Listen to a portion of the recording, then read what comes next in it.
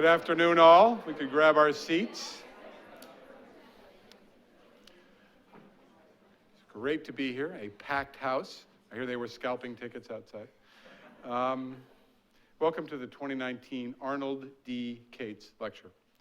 And before I introduce today's speaker, I want to tell you a little bit about the lecture series and the two people who have made it possible.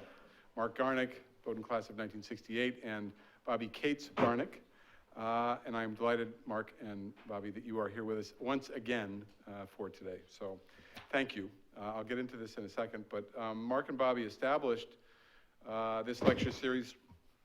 Wow, never done that before. In honor of Bobby's father, Arnold D. Cates. He was the epitome of a lifelong learner, successful businessman in the printing and advertising business. He had an insatiable curiosity about science, about health, about medicine. He loved to attend seminars and lectures and conferences, to visit universities and colleges like Bowdoin in search of satisfying that insatiable curiosity. And Bobby and Mark endowed this lecture series to honor Bobby's father, Arnold Cates, and to promote the kind of excitement for learning that we treasure here at Bowdoin.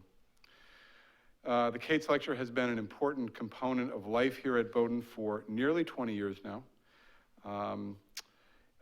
And we are so grateful to both of you, Mark and Bobby, for making this possible. So thank you.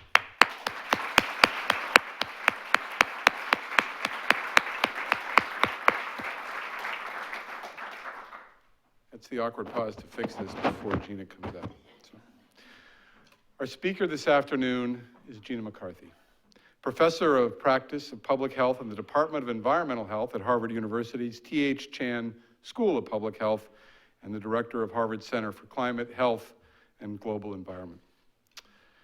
Over an extraordinarily distinguished career that stretched over 3 decades, Ms. McCarthy has worked at all levels of government, local, state, federal, to protect public health and the environment. She served public in roles such as the Undersecretary of Policy for the Massachusetts Executive Office of Environmental Affairs, Deputy Secretary of the Massachusetts Office of Commonwealth Development, Commissioner of the Connecticut Department of Environmental Protection, and Assistant Administrator for the U.S. Environmental Protection Agency's Office of Air and Radiation. And she has become known as a fierce but common sense advocate for regulatory actions that protect the health of the public and reduce the negative impact of business practices on the environment. She spearheaded the Regional Greenhouse Gas Initiative, which was a landmark multi-state initiative aimed at reducing emissions that contribute to global warming and which at the same time spurred economic growth. And in 2013, President Obama named Gina McCarthy as the administrator of the EPA, the 13th in our nation's history. And in that role, she led a massive, innovative, and successful effort to link the United States environmental policy with global public health. As EPA Administrator, Ms. McCarthy worked with the United Nations, with the World Health Organization, and with others to help secure passage of the Paris Climate Agreement, the Clean Power Plan, and other major environmental and domestic efforts to reduce air pollution, carbon emissions, greenhouse gases, to protect water resources, and to improve chemical safety. In short, to improve the lives and health of people around the world. We are extremely fortunate to have Gina McCarthy here with us today to share her insights about public health and the environment. Please join me in welcoming to Bowdoin, Gina McCarthy.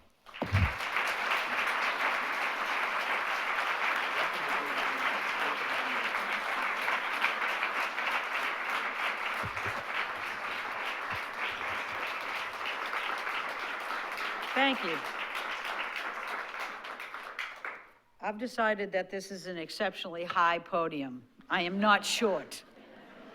There's only 2 ways to look at it. I chose the one I wanted. That's probably a good lesson in life. Hey, it's great to be here. I'm excited. First of all, Mark and Bobby, thank you so much for making this happen, and thanks to your dad for the wonder he brought in your eyes. It's pretty neat. And it's good to see you. All right, thank you, Bowdoin, for having me here. I'm happy to be in Maine.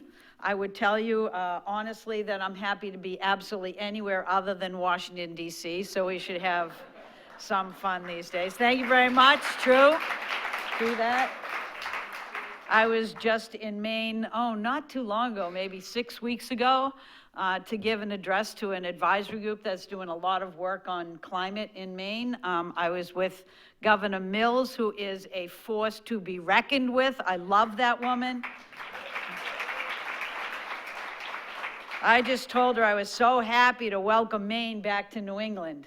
So it was, that didn't go over that well at the advisory group, but it's okay. I lived with that, and they listened to the rest. But it really is fun to be here. And one of the things I'm going to do is to do a bit of complaining because I'm Irish. We do things like that. And I'm old, and I can get away with it, so I do that. But I'm hopefully going to leave you a little bit more hopeful than when you came in. Because I want you to understand that most people come up to me, and because of what's happened in Washington, they think I'm somehow on death's door, you know? It's like, oh, well, I'm not. I am not, and I'm not going to be, because that means I'm losing. So if you go around whining all the time, get out of my face. I do not need you bringing me down. I need you bringing me up. So that's what today is going to have to be about. But I have to admit, before I get hopeful, that I'm really ticked off about all these rollbacks of everything happening at the federal level and all the science denial. It's just plain annoying. You know, my husband wakes up, or I wake up in the morning after my husband, who is upstairs watching MSNBC, and all he's doing is screaming. I'm like, this is unhealthy. So I trudge my way down, and I say, what are you doing? He goes, did you see this tweet? And I'm like, oh my God, Ken, I said, I love you dearly, just shut up. This is not the way to start a day. You know, we have to get a little bit more positive in life. So I do understand, and I get that the craziness of the Beltway, if you let it infiltrate every moment of your life, you are going to miss the wonderful things that are happening in the world. So you gotta stop watching so much television and start hanging out with your kids, look at good things that are happening, which they're all about. And in particular, we have to get ourselves out of the doldrums as fast as possible, because we are facing a climate crisis, and it ain't gonna wait for you or me. And we have to get ourselves moving forward. And the only way to do that is to go back to the spirit of the United States of America, where we know that we have a problem, we face it, and we tackle it together. That's what today needs to be about. And if that hasn't been your attitude, then have an attitude change, because this is where we're going to head. Now, I am going to give you one comforting thought, which is, yes, it drives me crazy of rollbacks. Nobody in the history of the United States of America as a president has ever focused on undoing as their policy moving forward. But this one has. But I will tell you, you've seen a ton of announcements. But I will also tell you that those announcements have been about rollbacks that have essentially been totally illegal. So this administration has had an 8% success rate when these issues have gone to the courts, which is every time they've blown their nose and everything. 8%, which means it's for those of you in college, I'll explain, it's a 92 success rate as a percent, which is a better grade than I have ever received in college. So I'm excited about this. 92% is a good grade, and lots of really good things are happening. But the most important thing that we need to do if we actually want to tackle the climate crisis is start talking about it in ways that relate to human beings. I am sick and tired of all the scare tactics, although they're true. Nobody likes to be frightened. That generally means I'm going to stick my head in the sand and leave my you-know-what hanging out, and that's where we are. We have to start thinking about talking about it in terms that people will understand and embrace and will allow them to activate. Because I don't just want you to understand climate change, I want you to do something about it. And I think we can. In fact, I know we can, because good things are happening. So first of all, I love polar bears. I just don't like them as a symbol of climate change. I don't actually have any polar bears that I hang out with on a daily basis. And if I see another journalist with the backdrop of glaciers caving into the ocean, I'm going to pull what's left of my hair right out of my head. Because nobody lives around those areas. I want people to understand that climate change isn't really about polar bears or faraway places, and God knows it's not about what might happen in 2030 or 2050. It's about me, it's about you, it's about people, not the planet. It's about what's happening to you today. It's about what's happening in this country today. And it's about what we need to do today in order to prevent really big problems more and more in 2030 and 2050. So get over the pictures of the planet and start looking at the people you care about and you love. That's the face of climate change. That has to be how we talk about it. We have to make it personal, because only if we do will we have the guts to say, you know, change needs to happen. Everybody thinks that, it's really interesting, everybody votes for people who run for office claiming they're going to change everything because everything is going to hell in a handbasket. Does anyone in this audience know what a handbasket actually is? My mother used to say it all the time, and I used to say, hey, Mom, what is a handbasket? She'd go, shut up. That's the best I could get out of her. Nobody knows. It's the destination, not the vehicle. That's important, I guess. But you know, they're going to change everything. But guess what? People essentially hate change. They somehow vote for people, and then they're very happy until they actually want to change anything. And then all hell breaks loose. So let's stop asking people to change for the sake of something they don't care about. If we want them to change, it's going to be for the sake of something meaningful in their lives. That's why I'm at the School of Public Health. That's why I believe that every job I ever had that said environment was really about people. It was really about lives saved. It was better air pollution so that your kids didn't have asthma. Or 4 million kids every year didn't get new asthma because of the result that they had the misfortune of living near a major highway. That's not their fault. They shouldn't be punished by it.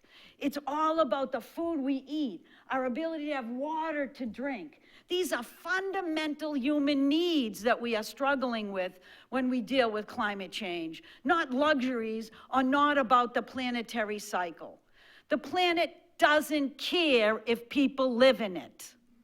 In fact, I assume that we are the most annoying species on the planet, according to the planet, because we just keep messing things up. So if we can internalize it, then maybe that this carbon pollution, C-A-H-B-O-N, for those of you that don't understand Boston accents. If you look that up in the dictionary, my name's there, I just want you to know that. Look that up. It says C-A-H-B-O-N.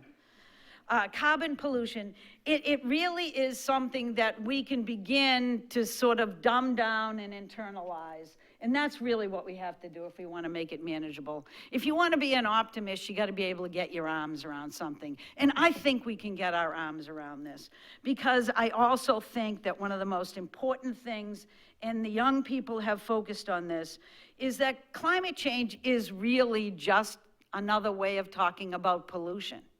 That's exactly what it is. And we all know that that pollution of all kinds is not an equal opportunity killer. It always goes after the most vulnerable. It always hits people in low income and minority communities first. They are the ones that are overburdened, and in a climate change world, they are the ones that are going to continue to get hammered. Fundamentally, we are not just dealing about a health issue, we are dealing about an injustice issue. We are dealing with an equity challenge. Climate change isn't fair, because the impacts of that will not be faced by everybody equally. And we have to call that question.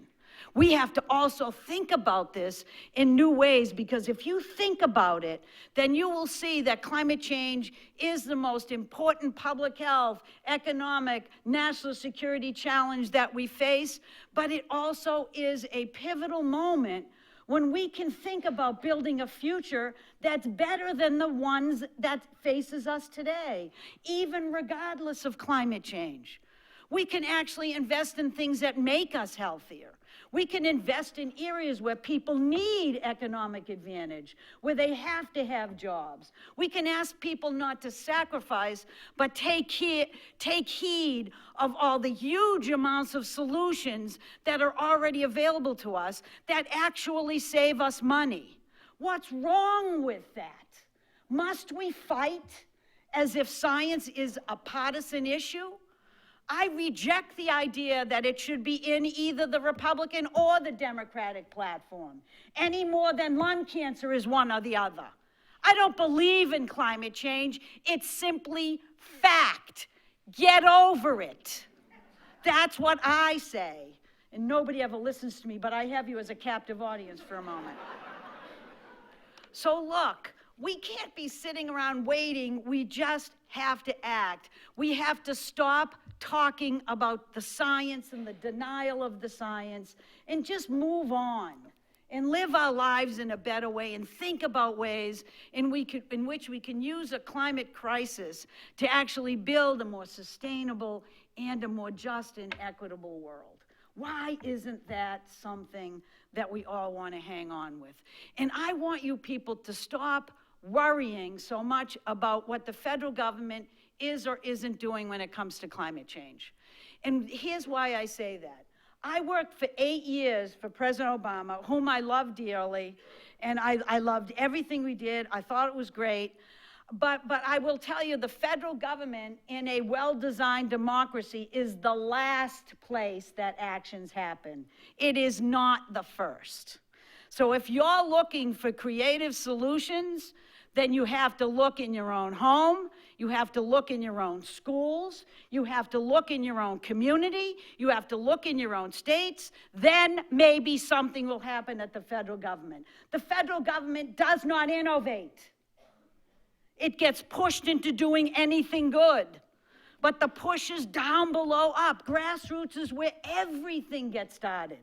You have a community that has developed a climate action plan, which I've worked with a bunch of communities in the past to do this.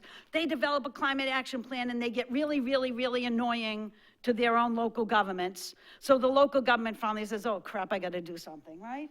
And then all of a sudden another community does another community, then the states go, oh, I gotta act.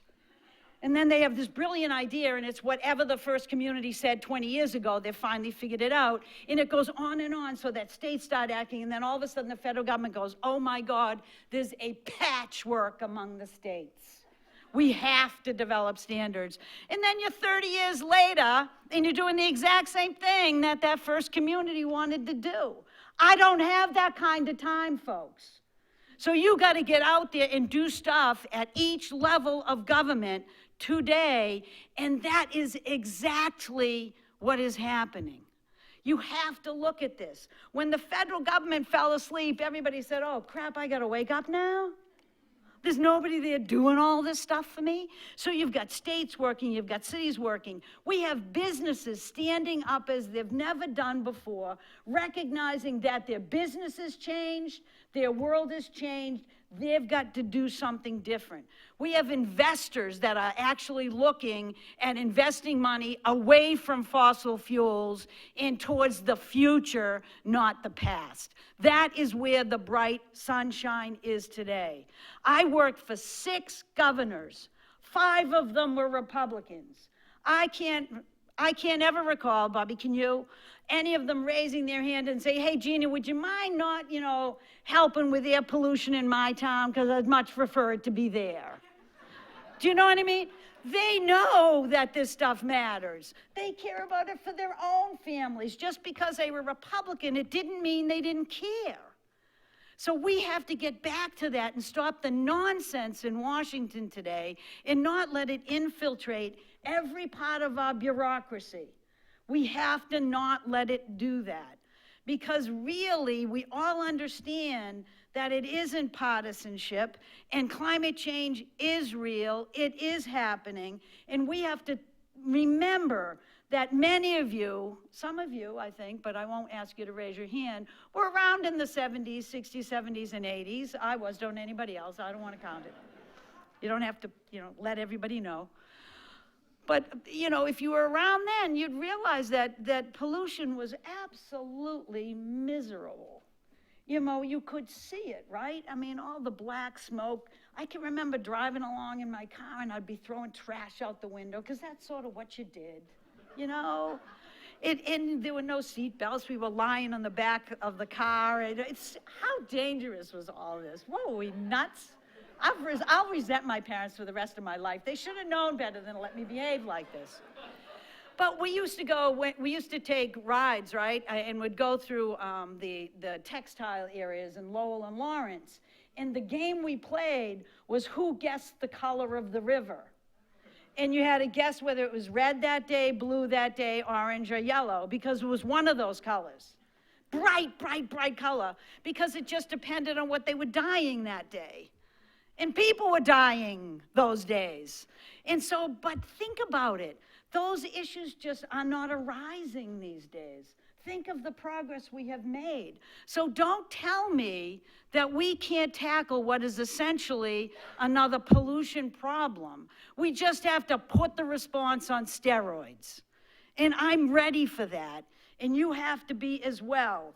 Because we know that continually we have to just keep looking forward, looking at investments, but most importantly, we have to look at what's already in front of our nose, and we have to take advantage of what already exists and the solutions that are available to us. And that's what we've been doing in New England for a long time. And we have to drive that into the Midwest if we want to make any progress moving forward. So it's not always about New England and California, but there are efforts that are going on in states that I never would have anticipated that are really taking up the climate charge. So I want you to know that 25 states that represent 55% of the population in the United States have formed something called the U.S. Climate Alliance.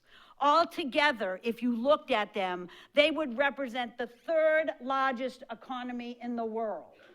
Don't poo-poo what states can do. That rhymed. I'm so good at this. I'll start singing soon and then you'll all clear out. But it's the third largest economy, 55%. And they have agreed that they are establishing plans and they are going to achieve the Paris Agreement targets on their own. So don't tell me that it's all about what the federal government is or isn't doing. States like New Mexico, Nevada, Colorado, these are not generally bastions of clean energy. They're kicking butt. They're telling the rest of us what's wrong with you. And they are moving forward. We've got New Jersey, Virginia. All of these states are all in on this initiative, and their people like it because it's going to be delivering a better future for them, and they know it. It's going to be growing jobs, because there's many more jobs being grown in clean energy than has ever been in the coal sector before. Now, does that mean we leave behind everybody that's disadvantaged? No, but don't tell me we don't move forward while we're bringing everybody's level of wellness up. That's what we have to seek how to do. We've got the Regional Greenhouse Gas Initiative that Maine has happily been in for a really long time, 9 states, and the emissions have fallen during the period of time when we established a cap on carbon pollution in these 9 states. The emissions fell 47%. And at the same time, we have seen prices for our electricity go down 5.7%, while our gross domestic product has increased. What is painful about any piece of that formula? So don't tell me I'm going to have to kiss my ass goodbye and head off the stage and slither away. It's not happening. We are going to do this, folks. We are going to do it. Now we have something called the Transportation and Climate Initiative that has now 9 or 10 states, I've lost count, but they are actually looking at developing a cap and invest program for fuels in this region so that we can figure out how to do the same thing. Add a little bit of cost, invest in the things that matter, and actually, in the end, lower carbon emissions significantly. California, well, California's California. This administration doesn't like them, and I'm beginning to resent the fact that Massachusetts has not been sued lately. I'm beginning to think we're falling off the radar screen.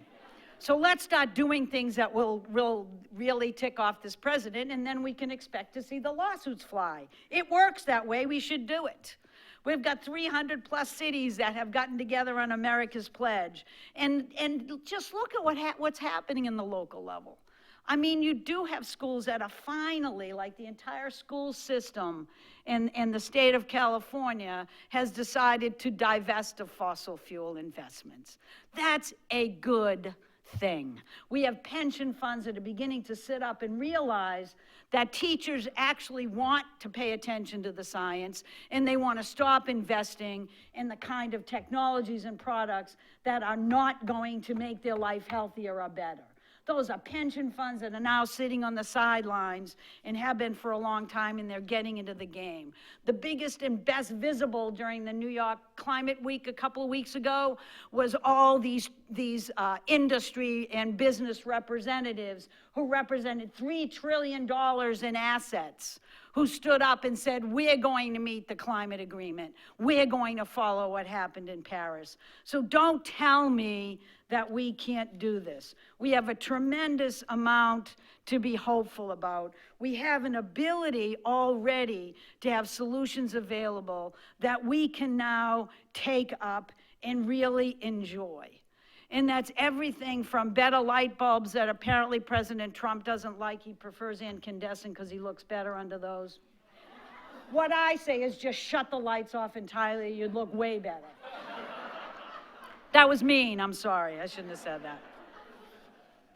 But if we think about it, the things that are most challenging for us is really just about how to motivate people. And you know, I'm at the School of Public Health, and I realize that, you know, the fires and the floods and the catastrophes that we're having have already convinced about 70% of the people in the United States that climate change is real. So why are we still arguing about it? Especially when we want to do is to make their lives healthier and happier and to build a stronger economy. You know, President Obama said often that the country that wins the clean energy race is going to be the strongest country in the world. We're ceding that race entirely to China. Why are we doing that? Why do we want GM to build electric cars in Beijing instead of building them here and making them accessible and affordable to us? Why would we ever want that to be the position that the United States of America is in? And we have to recognize that we already have dengue fever in the United States. Dengue fever. Why? Because vectors are shifting. Because we see dust blowing bacteria into the United States from Africa that never happened before because of the challenge of climate change. There are more people that die of heat stress every year as a result of climate change than all of the other exacerbated weather events that we sit and dwell on.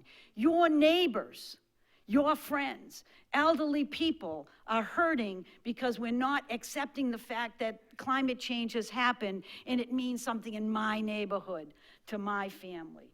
We can't possibly deal with the nutrition challenge that we face to keep our wheats nutritious and our other grains when they're drained of their nutritional value in a changing climate, and we have that many people that we need to feed. We need a different agricultural system, and to do that, we need to drive that system forward.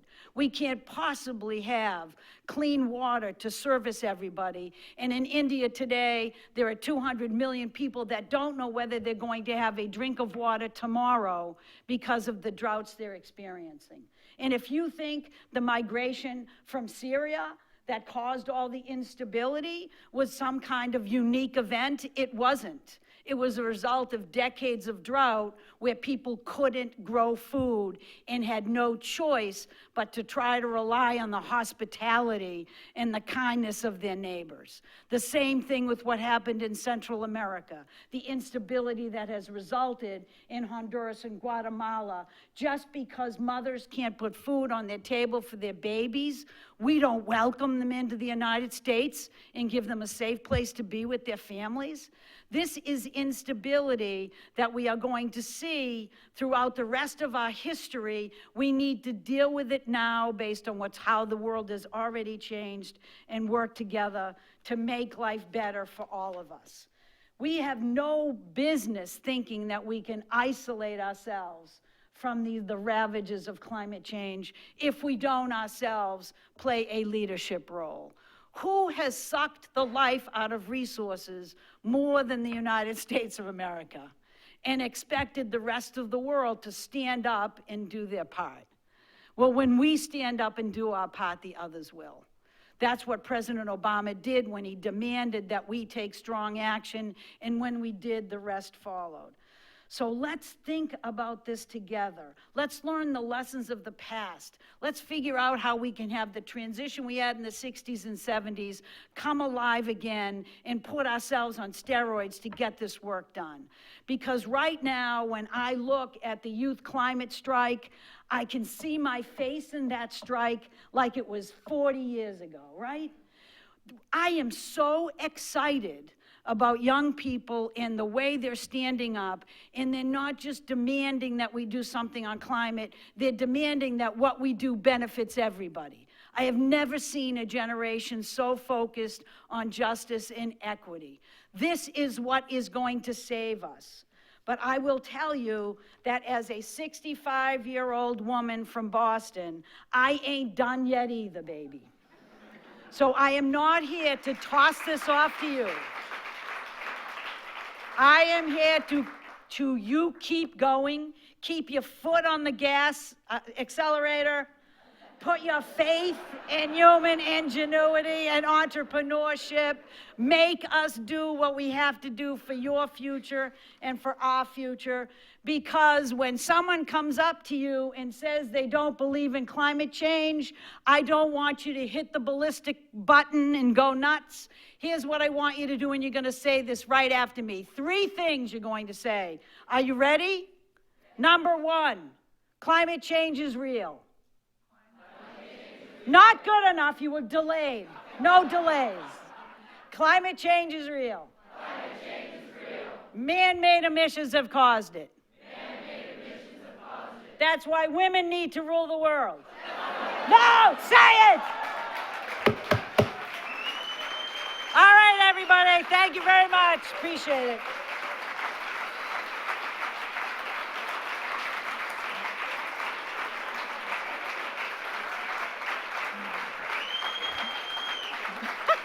Good one. Stop it. Stop it.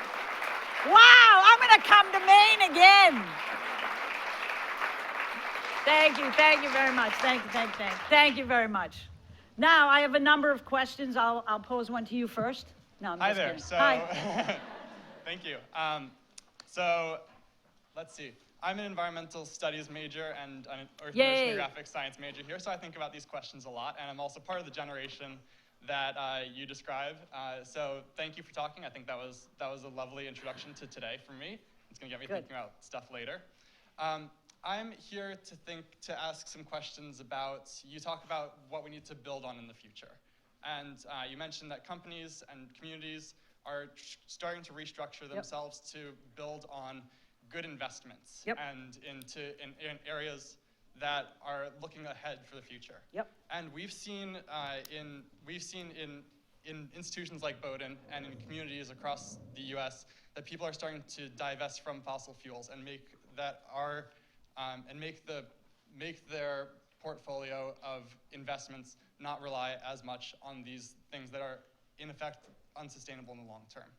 So my question to you is, based on the fact that I know divestment is a complicated issue. It is not easy. I've taken economics classes, and this is a very, very complicated solution that is not always economically beneficial, but in some sense sends an ethical signal to other players. So my question is a simple one. Do you think Bowdoin has a responsibility to divest? Oh, wow. That was a long question that came Yeah. up to a very precise point. Yeah. You know, honestly, here's how I've evolved, right? And I always used to tell people, can you focus on what you want to invest in? I think if you do that, you really don't want to invest in fossil fuels. So yeah, I think every university has an opportunity to go and look at this and figure out, it doesn't have to be tomorrow, but you have to figure out what a good investment is and what you want to do for the future of the students that you're graduating. And I will tell you, the only bone I have to pick with you, if you look at fossil fuel investments, they're not very good. They're actually losing investments. And so, I mean, I have the same discussion with Harvard, and I know Larry Bacow is the new president, and Harvard just came in, I guess, just a little over a year ago. And I worked with, do you know Larry? You must know, well, you probably did, because I worked with him in the 80s. We both were doing hazardous waste stuff, and so I really, really, really like him, but I'm really, really annoying to him because I'm part of the group that's saying, you know what, maybe you can't divest tomorrow, but you can do a lot today to actually get there. Yeah. And I think that he should, and I think that everybody should really give this their best shot. It sounds reasonable to me. Thank you. Thanks.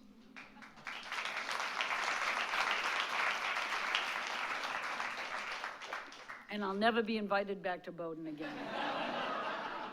I can live with that. Hi, I've got both a question and a concern. Okay. Back in the 60s, Paul Ehrlich predicted the population bomb. It's exploded. And we now have a world that's being overrun by too many people. And a lot of people who looked at this, I was an environmental policy analyst for 15 years in DC before I moved up to Maine. So what you've got is a real problem. No matter if you're producing half the amount of pollution, and doubling the population every couple of years is a losing game. So the question is, what are your thoughts about population control? And is that really the ultimate solution to anything that has to do with it? The second is a concern that when you start talking about climate change, the climate is always changing. It changes back and forth. We know that. But when you start talking about... No. The climate is changing. I wouldn't say it's changing back and forth. Well, that gets back to the concern. The concern is that if you want to change the climate, what is your ideal climate? Where are you changing it to? And that gets you into climate engineering. How far are you ready to go as far as engineering the climate? Do you think with the temperature outside should be 74 degrees or 76? Or do we have to vote on it? That's not no, climate. Let me give you the definition of climate. Okay. It's basically the average temperature over 30 to 40 years. That is how that's how scientists look at climate. I know so that. I get your point, but let me answer. Okay, let me respond to both. You know, one of the things, you know, I am a really staunch believer in both democracy and in capitalism. If it worked, I'd really like it too. Okay, so we're a little out of whack, but I believe in both. And so I do not want solutions like somebody telling me how many children I should have, or solutions like I am going to engineer the atmosphere to work out the way I want it as a solution to either population challenges we're facing or to the challenge of climate change. I don't want to hand more dictators an opportunity to dictate my life. I'm not doing it. So if you're asking me, would I go out and tell everybody that they have to have a certain number of people in their family? Absolutely, I would not. Right now, amazingly right now, a lot of the countries in the world are scratching their heads saying we need more people because population growth is so slow that it's not keeping up with what I need for my economy. So I think you gotta start reading stuff a little bit more, and I do get your point that we have limited natural resources in which to support life in a healthy way. I get that, but I am not into dictating what those solutions might be or forcing specific solutions when I think the bottom up comes with better answers. Now, on geoengineering, I actually had a discussion 2 days ago with a gentleman who is running the US program to look at governance issues around geoengineering, in particular solar radiation. I have always said that when I can find somebody who effectively can duplicate a wetland, then we can mess around with the atmosphere. Till that time, I don't like the idea. It's as simple as that. I just don't think we know what we're doing, but I recognize that the scientists have indicated that no matter how hard we work, we're gonna have to do something. So I'm learning. There's a guy named David Keith at Harvard that I've sat down with. I had this conversation on the governance issues, which I think reign supreme, both the health issues and governance issues around it. So it's a long way away, but I'm beginning to engage, even if it's only out of defense instead of offense. But we just got to keep learning, folks. I just feel it's the same with, I know someone's going to come up and ask me about nuclear. I don't particularly care for that, only because I've done work in this area, and all these ideas about having small nuclear reactors in everybody's neighborhood doesn't sound realistic to me. And so the same thing, I really don't want to cite solutions that I don't think the majority of people would embrace on their own. I'd much prefer to see what we all agree on than have somebody force a solution that we don't. Yeah. Thank you for coming today and speaking to us. You're a marvel. And most of the things you've talked about have crossed my lips and people I've talked to, because we work in climate change space, specifically, your last comment's interesting, specifically in clearing the pathway for fusion energy. Yeah. Which, when we look at 100% renewables mix, there's sort of 70% of the way there with wind and solar and hydro. Yeah. And then we need a miracle. Mm-hmm. Fusion's the miracle. And it's within 10 years away. You know, I've been doing a little bit of work with Bill Gates and his foundations, and with what is it called, BEV? Yeah, Breakthrough Energy Ventures. Yeah, that they're headquartered in Boston. I did an event with them, and I saw some of this stuff, and I know fusion is definitely on his radar screen. I also know he's probably a hell of a lot smarter than I am. But I think the challenge remains the same, that it's explaining it to people and getting people used to it. If you have 10 years, you should start the education now. Oh, we've been doing it for 6, so we've got 16 total. So Perfect. We're working on it. But and I would take issue with whether Bill Gates is smarter than you, but. Okay, good. Thanks so much. He's kind of grumpy, I'll tell you that. Yeah. That's what I've heard. That's what we hear from our friend Andy Serwer. Don't tell him I said that, No, though. but He is. so that aside, we could talk about that all day. But it isn't often that the former head of the EPA is in front of us. We're watching all these rollbacks. Yeah. We're going to get a chance to change this sooner rather than later. Yay. If we all work for it, right? What would you do if you went back into the EPA in January of 21? And would you try to pull those back, or would you work on a whole new set of rules and regulations? I would choose B. Yeah, let me make something clear. Is I don't think a lot of them are going to survive court challenge, because they're so, they had a result in mind, so they did lots of legal interpretations that are not consistent with, court precedent, which courts don't like. And then they had interpretations of the science that are inconsistent with everything. So I think a lot of them will not hold, but you don't know now with the Supreme Court. I just don't know. But in any case, the thing that I worry about I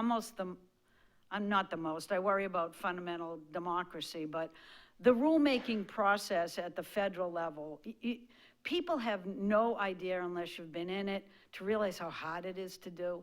If you'd want to do it well, it takes years. You know, people say, oh, you spent all that time, the first 4 years, looking at Congress and nothing happened. And they're right about that, but underneath the radar screen, little old me was running focus groups to prepare for the Clean Power Plan. I had transparent public meetings talking about what do you do with power plants and the emissions they have. And I had the industry groups, the energy groups, the environmental groups. And so it took me 5 years of work to get to that rule. And it took a lot of hundreds of public meetings, literally hundreds. We had 8.4 million comments on the Clean Power Plan, 8.4 million. Everybody goes, everybody must have hated it. No, we turned over every rock in the universe to get people to comment on it. Because in one of the challenges that you may not know about about federal rulemaking is that every substantive comment has to be responded to. We had to hire hundreds of people to do nothing but read comments and categorize them and dictate them because we didn't want any loophole that I said something big and it might have changed the outcome. The courts would have sent it right back to us again. And so the challenge that we face is that if every administration does nothing but undo the one before them, then federal rules mean nothing. When we did the mercury and air toxic standard, we estimated it would cost $9 billion for the energy sector to deal with reducing a neurotoxin in the air that was impacting the development of fetuses and the ability of our kids to function, right? And it turned out that it cost less than $2 billion, but they're still trying to undo it. Now that rule is already completely done, completely done. All of the money to comply with it is done, and every single unit is actually, every single industry is complying with it now. And yet they're still undoing it. See, that undermines the ability of any final regulation to be taken seriously. Because if it costs $100 million to put a scrubber on that takes care of all your air pollution, maybe next time we do a rule, they'll say, you know, I'm gonna put $100 million into the next governor's race. I'm gonna spread it out among a bunch of people and we're gonna have fun because the Citizens United. That's what I lose sleep over. That's what I lose sleep over. So no, it's not just going back and undoing. It's relooking at the science, it's asking us what we can do now that's more aggressive, because we worry about the Clean Power Plan going away, but clean energy is running at a pace that's faster than we ever anticipated. And we can do more, and we have to do more. So everybody's thinking, and little teams of people all over the country are going, okay, how do we recover? What do we do? And I don't think any of them have a list of things we're undoing. It's a list of things that we can do. And I think that's the way to go. But I don't think strongly about any of these issues. Yes? Hi, you've continuously emphasized the importance of the relationship between climate change and health. Yes. But also recognize that people have a hard time understanding why it's relevant to them, it being climate change. So I'm wondering how you think we can get people to care. Yeah, we have seriously thought about this, and this is what we did. And first of all, I think the best way to project this is to talk about health benefits as well as costs. But what we did was we actually did some polling to take a look at this, because it's good to ask people what they think. And the challenge that we face is most people who don't think they're in an area that could catch fire or live on the ocean, most of them don't think that climate change is mattering to them. Mattering? Matters to them. They just don't. And so we started to do different types of advertising. We worked with groups like Climate Nexus and others to develop polling. And what we found when we looked in, for example, Virginia, we were looking at it, they basically said that most people worry about sea level rise. So we said, okay, they're worried about water. So we did a 30-second advertisement that started out by saying climate change isn't Republican or Democrat. When the area floods and your drinking water gets contaminated, it matters to you. And so we tried different messaging opportunities, and we're going back and doing repolling. So you have to do, it's just a campaign like any other.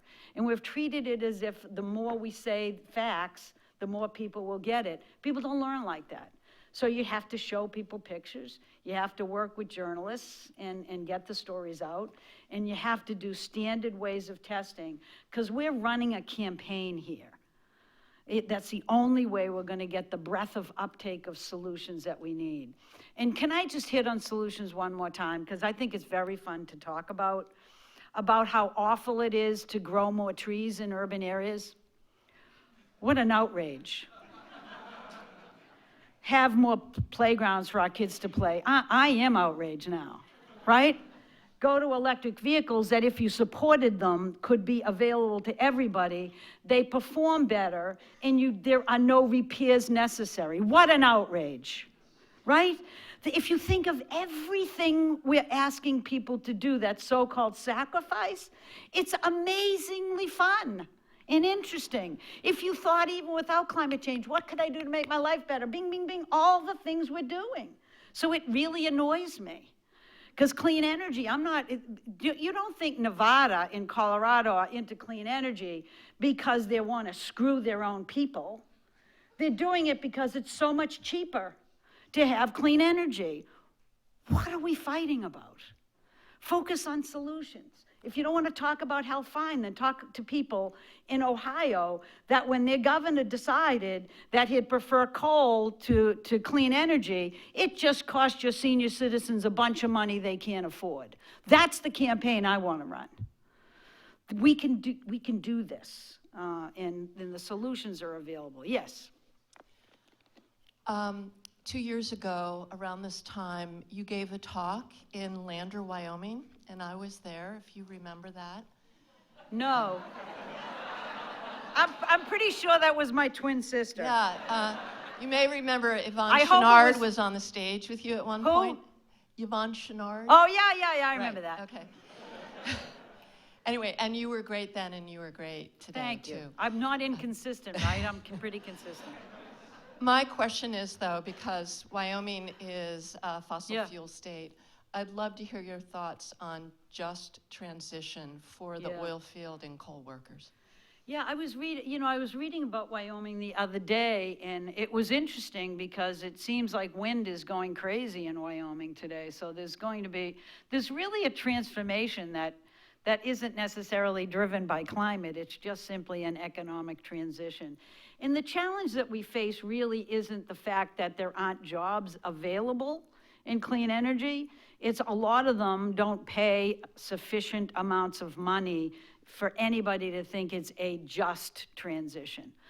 So I don't have the answer for you. I know what the question is, and I know what the obligation is. But I asked this a lot when I was at EPA. I kept going to all these economists going, so can you name me a time in the United States of America when we actually did do this kind of just transition? Never, ever, ever. What happened when we put the railroads out of business and decided to do roads? Did we worry about them? We didn't. It's not happened before. And so we really have to think about it. One of the things that the Obama administration focused on, and this was Tom Vilsack at the Department of Agriculture, he basically helped to bring broadband access to rural areas. Tell me how we still have so many areas in the United States of America that don't have internet access. How do we think they're actually going to be successful? Even Maine, right? How can, there are some fundamental things that you need to do that allow an economy to thrive in a local area. West Virginia is very hard pressed, which is an area I know pretty well, because they don't have an interstate highway that goes through it, and nobody will build an industry there if you can't get the goods out. These are challenges that don't seem insurmountable to me, but require an honest discussion with the communities there about what their future ought to be. And nobody, most importantly, their own legislators, will not have that conversation because they're afraid that if they're honest, they won't get voted again. So that's the discussion that needs to be had. If there's anything I've learned in a government is you don't ask a community, you don't tell a community what the solution is. You ask them what their challenges are, and you ask them what they think the solutions are, and you work from there. And so it's going to be unique to every area.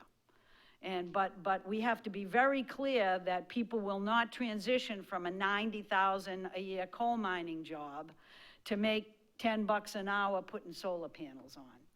They have a family too, and frankly, nobody should make $10 an hour. It's way too much. Just kidding.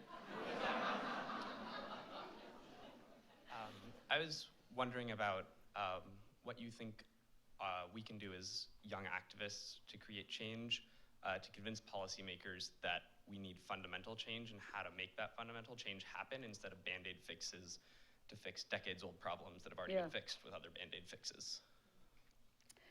Well, I think you need to keep doing what people have started to do, which is to call the question and to get out there. You need to go on the streets. Now, I'm not suggesting that you do anything unlawful, because I'm, you know, but you need to raise the visibility of the problem.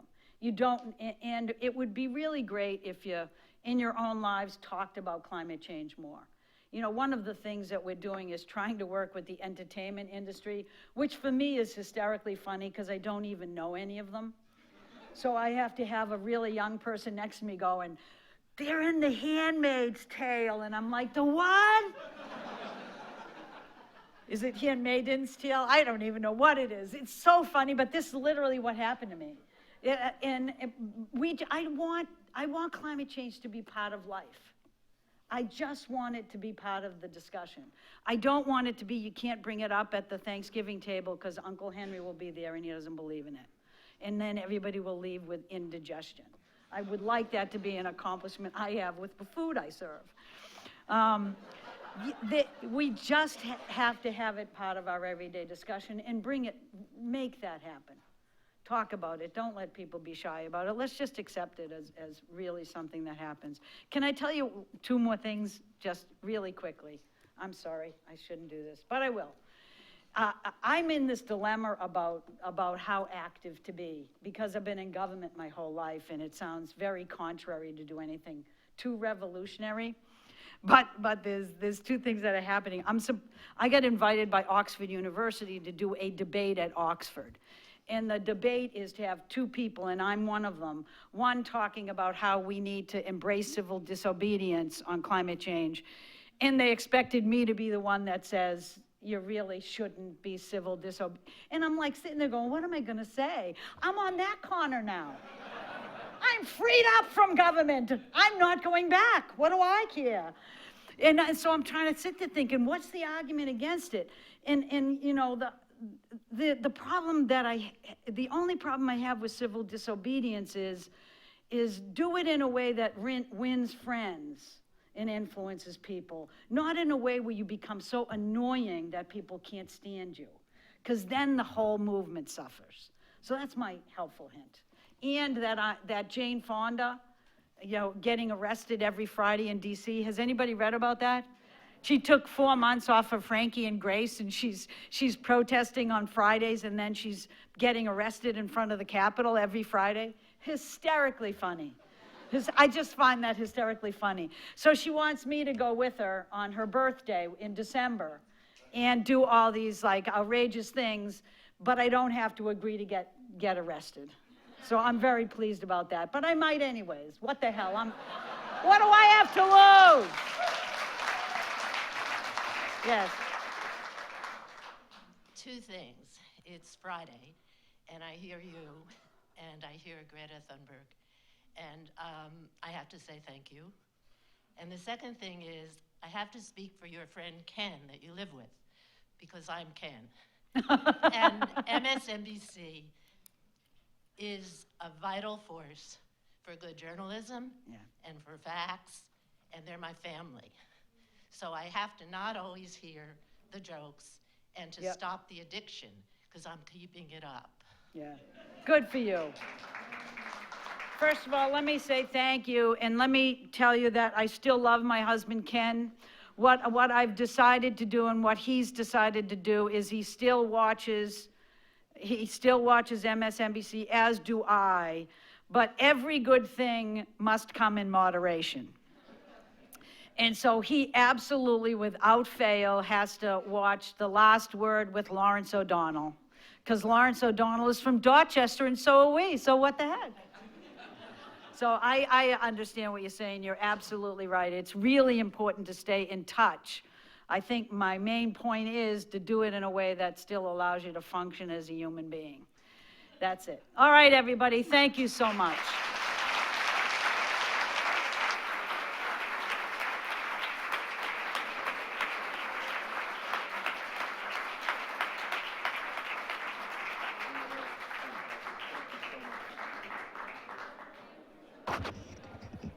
Thank you, Gina.